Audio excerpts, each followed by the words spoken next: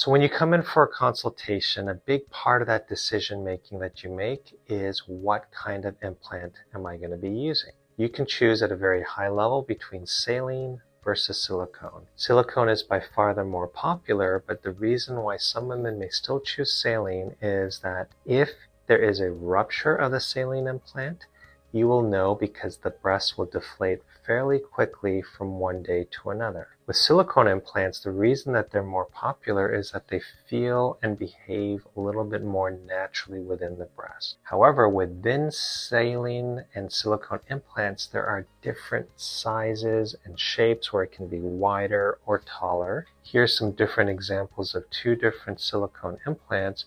One is wider, one is a little bit taller and narrower. In terms of silicone implants, you have some additional ways to modify the look or the appearance of the breast afterwards. I have some women come in and they're saying they want a really soft transition between the chest and the breast. In that case, I might use the softest gel implant where when I sit upright, it starts to give on the top and fills more on the bottom. So this is going to give you a softer transition from the chest to the breast. If I choose a little firmer implant, this is the slightly firmer one. When I sit this up, it doesn't give as much, so it retains a little bit more fullness on the top. Even though this is a little different shape, if I go to the firmest gel, you're going to see that the firmest gel holds the shape even more. So these are examples of nitrile gel implants, and it gives me a wide variety to choose between the height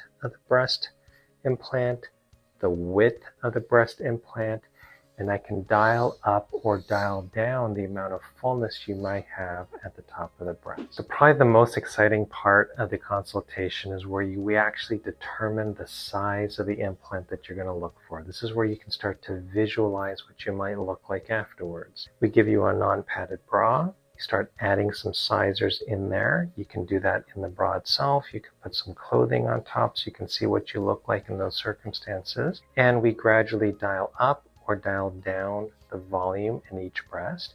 And that gives you a sense of, whoa, way too much, or why bother? It's not enough. And we just kind of find that middle ground. And it's very common we get to a very narrow range in terms of volume that you're going to be comfortable with. Within there, once we determine the volume, that's where by taking your dimensions and your measurements, we can help to determine whether a wider implant is appropriate or a taller implant is appropriate for that same volume that you like. And then we talked also about the possibility of using different firmnesses of gel to dial up or dial down the degree of fullness that you have in the upper or the cleavage portion of the breast.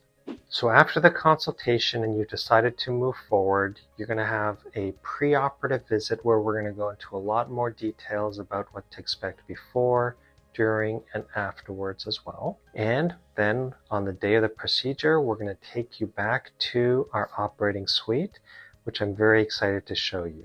Thank you for joining me today, where I was able to answer many of your breast augmentation questions. If there are questions that you have that I was not able to cover, please leave them in the comments below so we can address them in future presentations. If you enjoyed this video, please give us a thumbs up by liking the video. Remember to subscribe and hit the bell icon so we can keep you up to date on future topics. Thank you so much for joining me today. I look forward to seeing you the next time.